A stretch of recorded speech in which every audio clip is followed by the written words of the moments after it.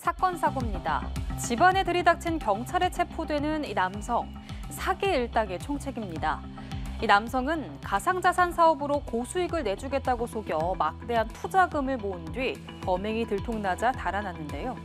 수사망을 피하려고 안면윤곽 성형수술까지 했지만 10개월간의 끈질긴 추적 끝에 결국 덜미가 잡혔습니다. 문승욱 기자입니다. 경찰이 문을 열고 집 안으로 들어갑니다. 곧이어 등장한 검은 옷을 입은 남성에게 경찰이 체포영장을 집행합니다. 이 남성은 투자금 수백억 원을 모아 가상자산 사기를 치고 도주했던 총책 A씨입니다. 21년 11월부터 22년 6월까지 피해자 158명으로부터 160억 원을 수신하고 45억 원을 편취한 내용이고, 이들은 가상자산 채굴 사업에 투자하면 매월 투자금의 18%를 지급하겠다고 홍보했습니다. 하지만 실제 투자는 없는 돌려막기 형태의 사기와 유사 수신이었습니다. A씨는 범행이 들통난 뒤 구속 전 피의자 신문 직전 도주했습니다. 경찰은 CCTV와 통신 내역 등을 분석하며 10개월간의 추적 끝에 경기도 구리의 은신처에서 A씨를 검거했습니다. 수개월이 지나 다시 본 A씨 얼굴은 전혀 다른 모습이었습니다. 가발을 쓰고 안면 윤곽 수술 등 4차례 성형수술까지 하며 외모를 바꾼 겁니다. A씨는 도피 기간 중 성형외과를 소개받거나 대포폰을 받는 등 지인들의 도움을 받으며 수사망을 피했던 걸로 조사됐습니다. 경찰은 A씨 등 2명을 사기와 유사수신행위법 위반 혐의로 구속 송치했고, 사기에 가담한 모집책 7명은 불구속 송치했습니다. A씨의 도피를 도운 5명도 범인 도피 등의 혐의로 검찰에 넘겨졌습니다.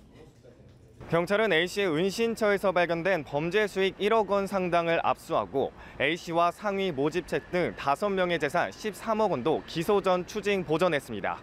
연합뉴스TV 문승욱입니다. 다음 사건입니다. 부산에 있는 개인물 관리위원회 사무실에 어제 한 우편물이 도착했습니다. 이 우편물 안에는 성인을 대상으로 게임 콘텐츠를 차단하는 것에 대한 불만을 토로하는 글과 함께 화학물질로 의심되는 흰색 가루가 담겨 있었는데요.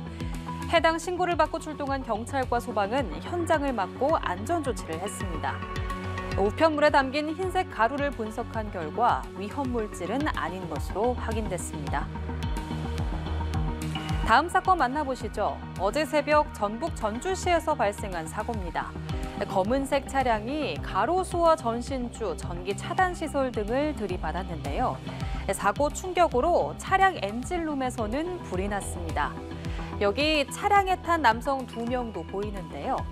그런데 잠시 뒤 이들은 차 안에서 소지품을 챙기더니 그대로 달아나 버렸습니다. 불은 소방당국에 의해 10여 분 만에 꺼졌지만 승용차는 완전히 불에 탔는데요. 사고 차량은 렌터카였습니다. 무면허로 운전을 하다가 사고를 낸 건데요. 결국 10시간 만에 자수한 이 남성들, 음주운전은 아닌 것 같다고 하네요. 마지막 사건입니다. 한 인터넷 판매 사이트에 올라와 있는 도검 판매 글입니다. 이렇게 SNS에서도 활발히 홍보하고 있는데요. 사실 이건 허가를 받지 않은 불법 판매입니다. 경찰이 이처럼 온라인에서 허가 없이 도검을 판 30대 A씨를 붙잡았는데요. A씨는 2년 동안 무허가로 온라인 업체를 운영하면서 약 8억 원의 매출을 올린 것으로 조사됐습니다.